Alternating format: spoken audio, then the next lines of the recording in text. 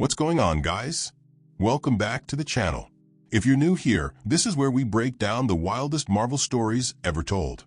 From official comics to the reality-shattering what-ifs that change everything you thought you knew.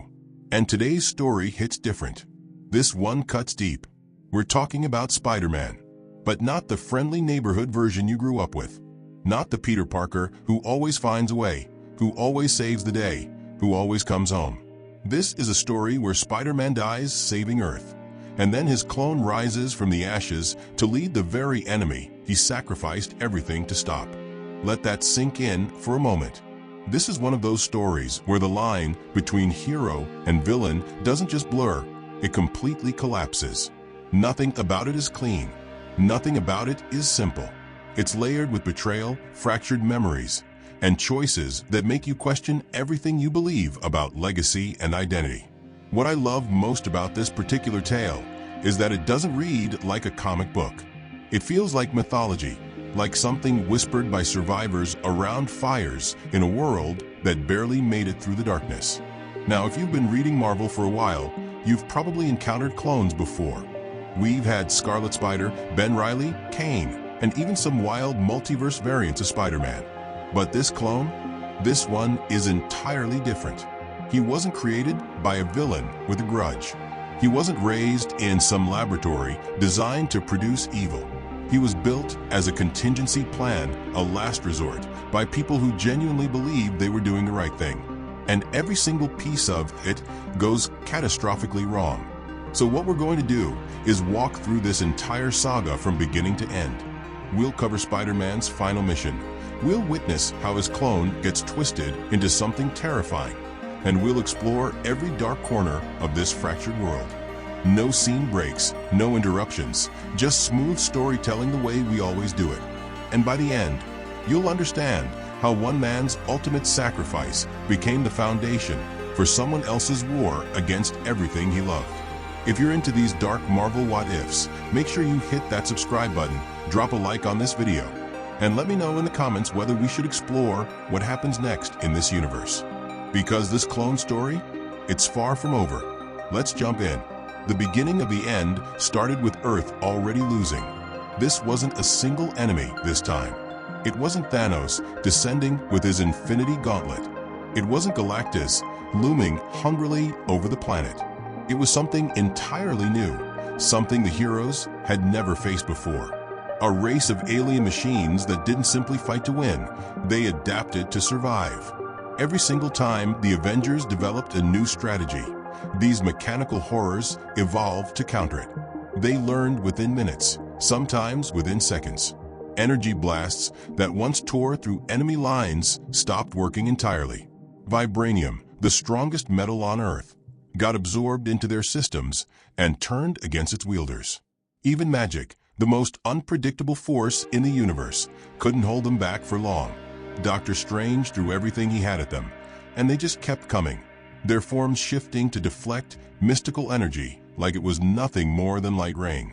It was as if these invaders had been specifically designed to defeat every defense humanity had ever conceived. And the worst part was the multiplication. They weren't just advancing, they were growing, spreading. Every fallen unit seemed to spawn two more. Every destroyed ship released swarms of smaller drones that burrowed into the Earth and emerged days later as something worse. Spider-Man was on the front lines from the very first day of invasion. Not because he was the strongest Avenger, not because his powers could match the cosmic might of Thor or the technological genius of Iron Man.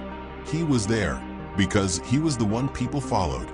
When buildings collapsed and civilians screamed for help, Spider-Man was already there, pulling survivors from the rubble. When morale crumbled and soldiers wanted to retreat, Spider-Man cracked a joke that somehow made everyone believe they could keep fighting.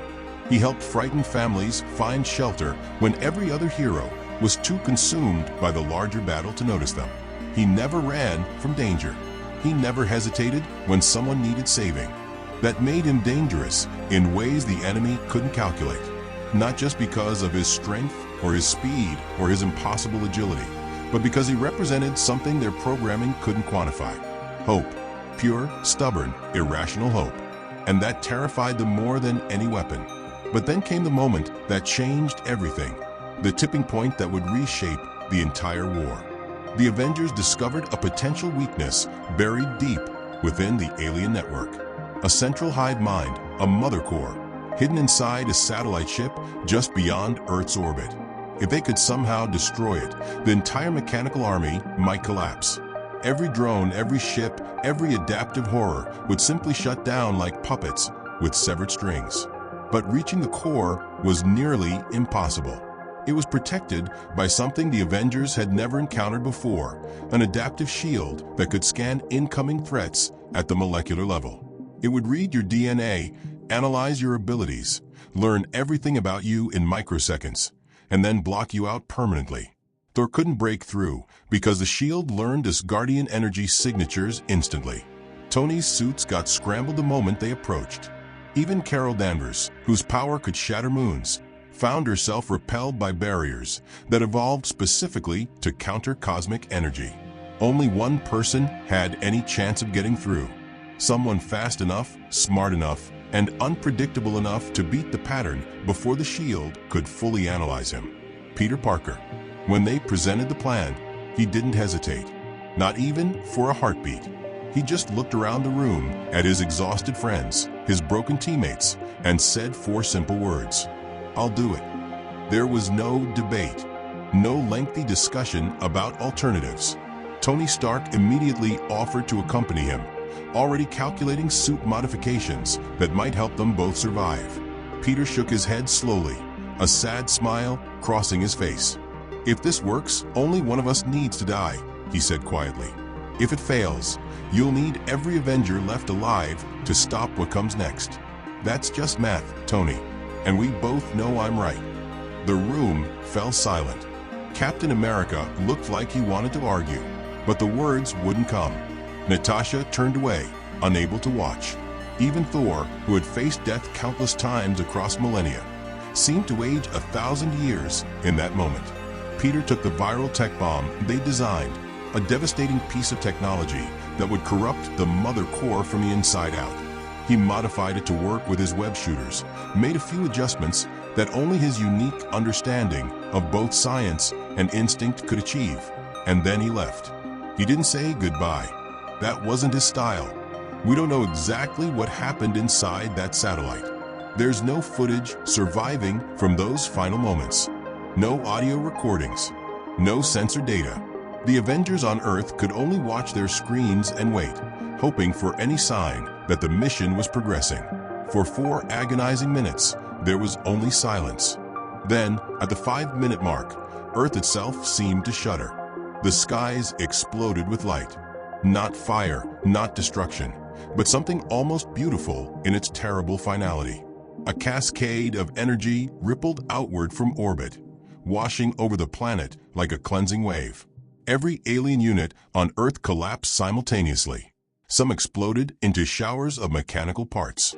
Others froze mid-movement and crashed to the ground like broken dolls, their adaptive programming suddenly without purpose or direction. Peter Parker had saved the world, and he never came back. Tony Stark spent 3 days scanning the satellite's remains. He pushed his technology to its absolute limits, searching for any trace of biological matter, any sign that Peter might have somehow survived. He found nothing, just radiation and fragments, pieces of metal so small they could barely be identified. The explosion had been complete, total, final. The Avengers had no choice but to declare Spider Man dead. 1 week later, they unveiled a statue in Times Square. It depicted Peter in his classic pose, one arm extended as if shooting a web toward a future he would never see. The whole world showed up for the ceremony. People wept openly in the streets, strangers holding each other, sharing grief for a hero most of them had never met, but all of them had loved. Captain America delivered the eulogy. His voice cracked 3 times, though he tried to hide it.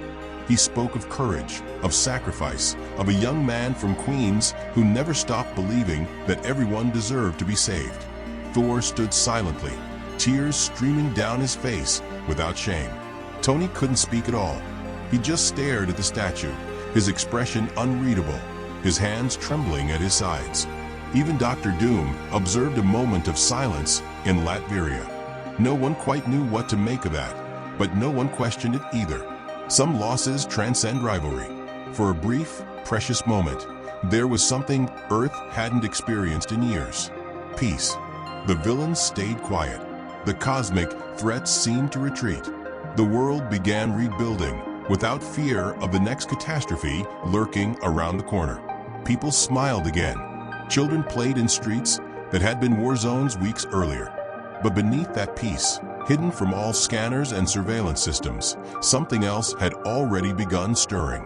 Because Peter Parker was gone, but a copy of him, something buried deep beneath frozen Earth, something that had waited in darkness for years, was about to wake up. And it wasn't going to be the same. Now here's where the story takes its first dark turn into territory no one expected. What most people never knew, what even the Avengers themselves were never told, was that before Peter Parker made his final sacrifice, a secret project had been quietly developing in the shadows of global security. It started with S.H.I.E.L.D., years before the alien invasion ever began. During one of their classified worst-case scenario planning sessions, someone raised a question that had haunted military strategists for decades. What if Spider Man died? Not retired to a quiet life somewhere. Not replaced by Miles Morales or any of the other spider-powered heroes who had emerged over the years, but actually died in battle, in space, on some distant world where no one could reach him in time. Could Earth really afford to permanently lose that caliber of hero? Could they risk the symbolic blow to global morale, the tactical gap in their defenses, the simple absence of someone who had saved countless lives? Someone at S.H.I.E.L.D. proposed an answer. A fail-safe protocol, not to clone Peter Parker immediately and deploy him as some kind of replacement, but to grow a backup in secret. A silent copy held in reserve, one that could be activated only if Peter was truly, permanently, irreversibly gone. A living archive of his DNA, his combat instincts, his extraordinary potential. They used what remained of old cloning technology originally developed by Miles Warren, the Jackal, the same twisted scientist who had caused so much pain during the original clone saga years before. But the S.H.I.E.L.D. scientists didn't stop with that flawed foundation. They enhanced it with everything the modern world had to offer. Stark technology provided the memory mapping systems, allowing them to capture not just Peter's physical form, but echoes of his experiences, his learned reflexes, his pattern recognition. Wakandan regenerative healing models ensured the clone would be more resilient than the original, capable of recovering from injuries that would kill normal humans. They even incorporated fragments of alien technology recovered from crashed Skrull biopods, giving the clone adaptive capabilities that mimicked the very enemies Earth had fought for years. The result was the most advanced human clone ever created.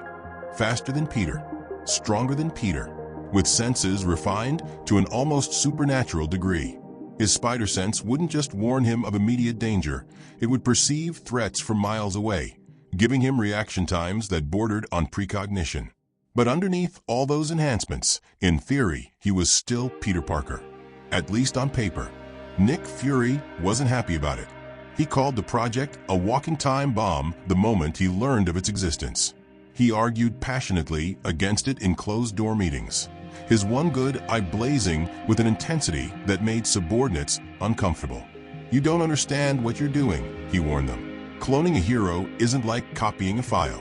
You're not just recreating a body. You're recreating everything that shaped it.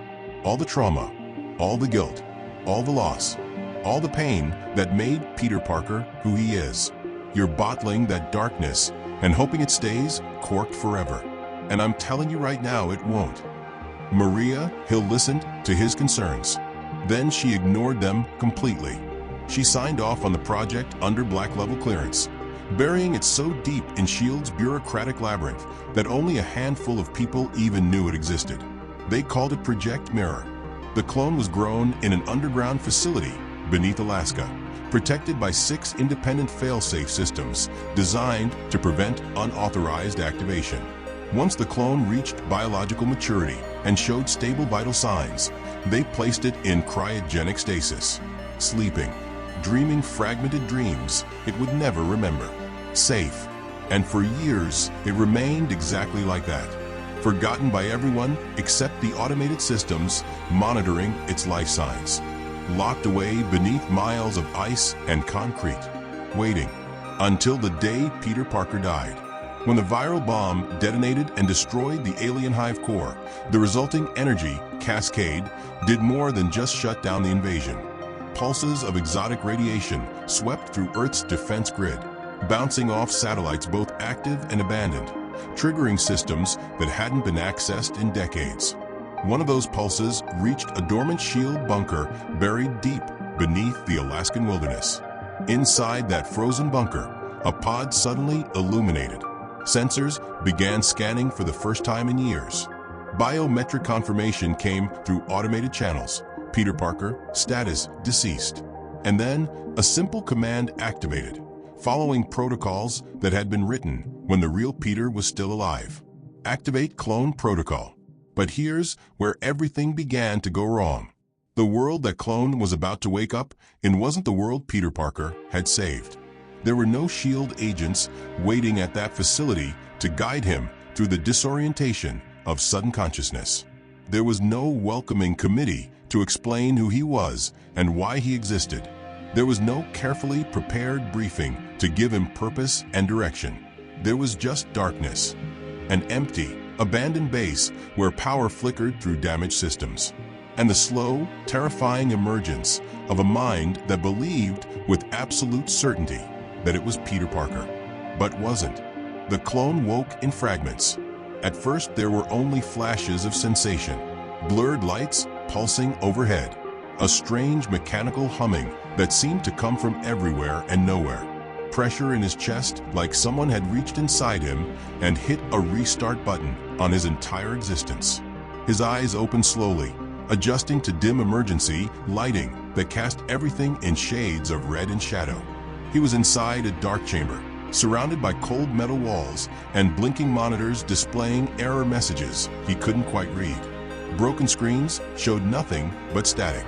Cracked displays had given up trying to function years ago. There was no one around, no voices calling out to welcome him, no friendly faces explaining what was happening.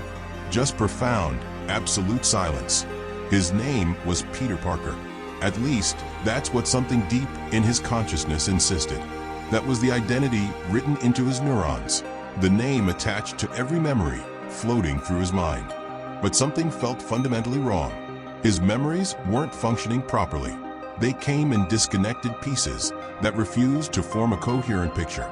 He remembered Uncle Ben, but the details of how that beloved man died kept slipping away like water through fingers. He remembered Mary Jane, remembered loving her more than anything, but her face wouldn't come into focus no matter how hard he concentrated. He remembered fighting villains, remembered the rush of swinging between buildings, remembered the weight of responsibility on his shoulders, but the names and specifics wouldn't connect properly. Most disturbingly, he remembered dying. He remembered the cold of space.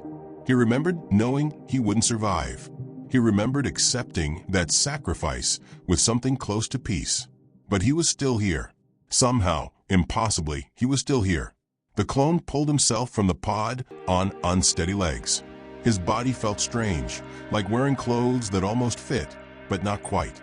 He walked through the ruins of the underground facility, trying to make sense of his surroundings.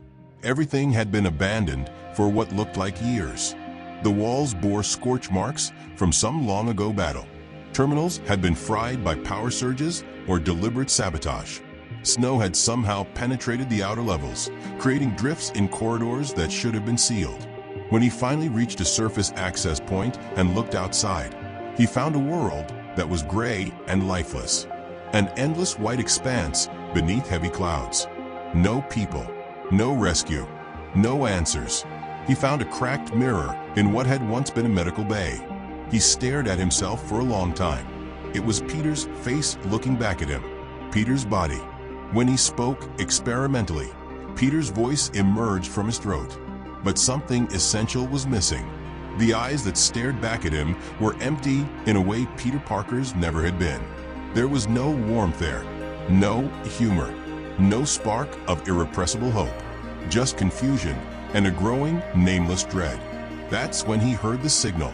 It came through one of the few communication systems still functioning. A strange rhythmic pulse, unlike anything in S.H.I.E.L.D. standard protocols. He didn't understand the pattern or recognize the source, but something inside him responded to it anyway. It calmed him. It guided him. It gave him a direction when everything else was chaos. He followed it without knowing why. And this is where everything truly begins to twist into darkness. The clone wasn't just lost. He was fundamentally broken in ways that wouldn't become apparent until much later. His brain had never been designed to wake up in isolation like this. The Project Mirror protocols were supposed to include extensive psychological support, careful reintegration of memories, and constant guidance from trained S.H.I.E.L.D. specialists who understood what he was. Without that support structure, he was forced to make sense of his existence alone. So he filled in the blanks himself. And the conclusions he reached were catastrophic.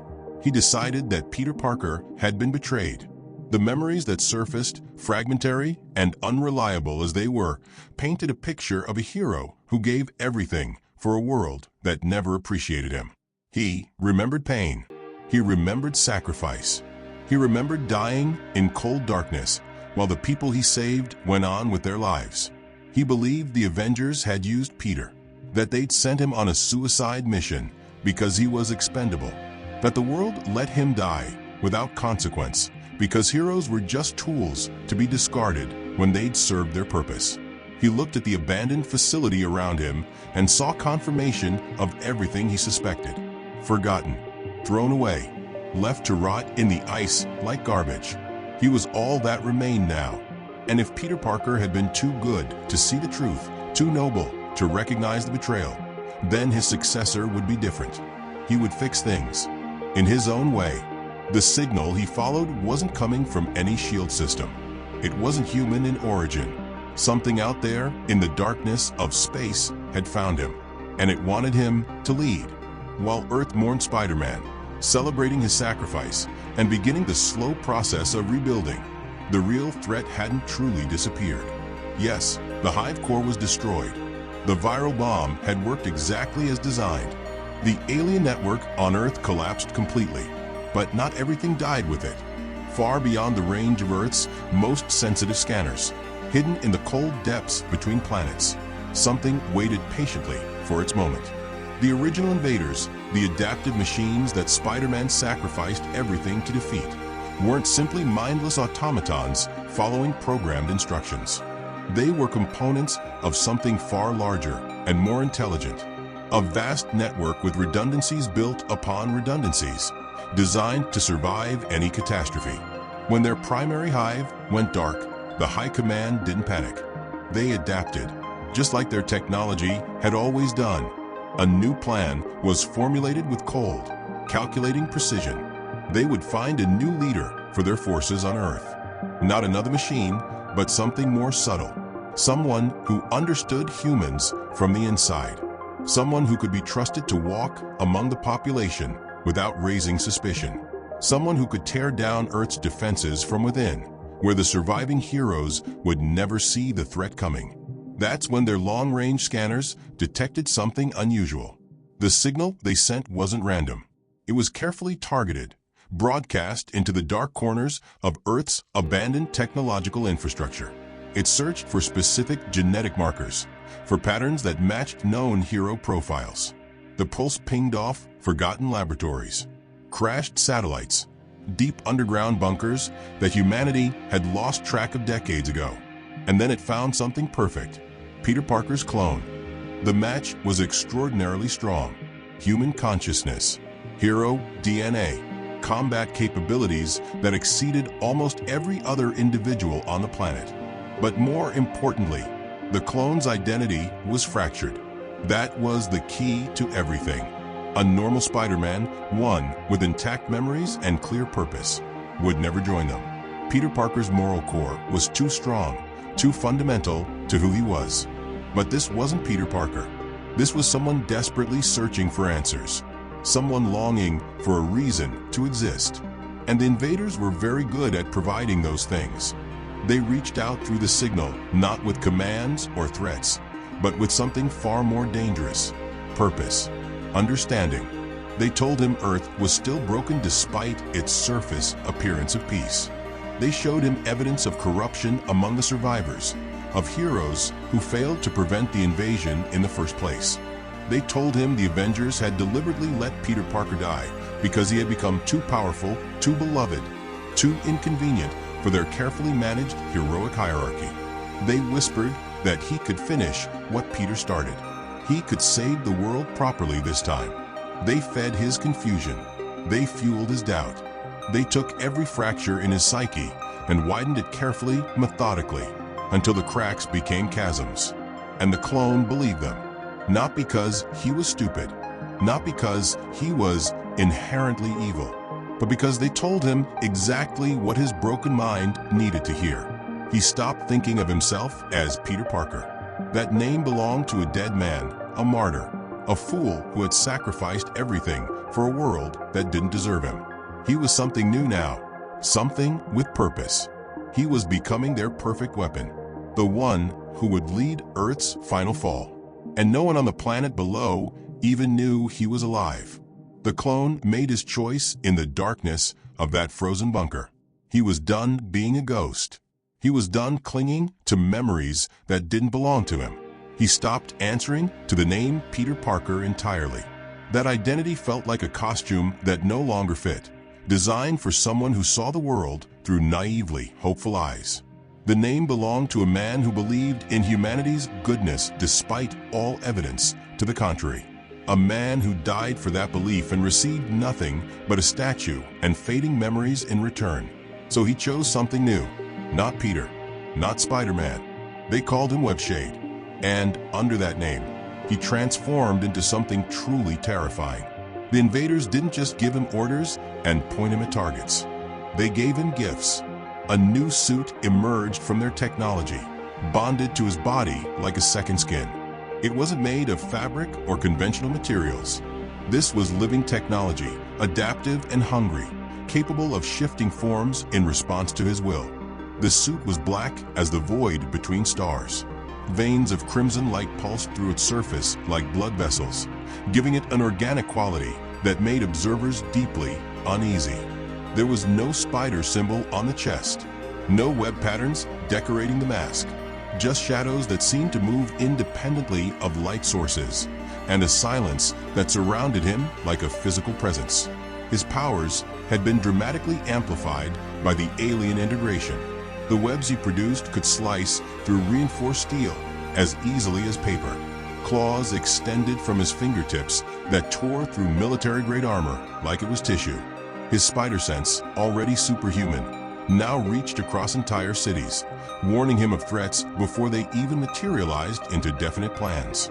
He didn't swing through the air anymore. He flew. But the most dangerous enhancement wasn't physical at all. Webshade still remembered how Peter Parker fought.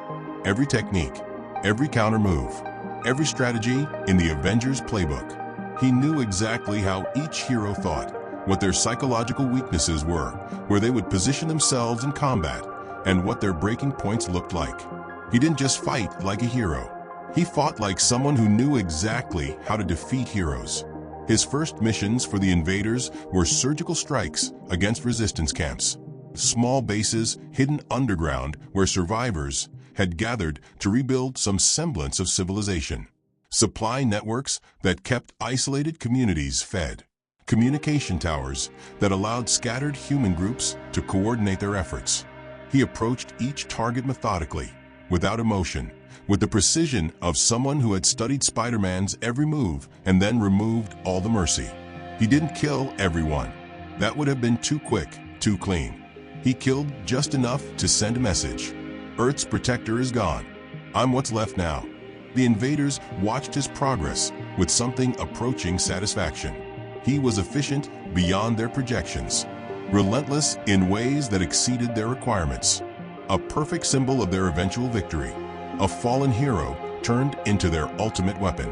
But Webshade wasn't doing any of it for them. In his fractured mind, he believed he was fixing everything Peter Parker had failed to accomplish.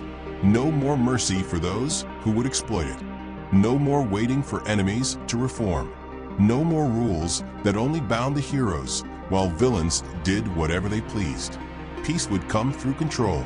Order would emerge from fear. He would save Earth by ending everyone and everything that could ever threaten it again. And while the world whispered fearfully about a new enemy moving through the shadows, only a very few survivors even suspected the impossible truth. That Spider-Man was back. And this time, he wasn't on humanity's side.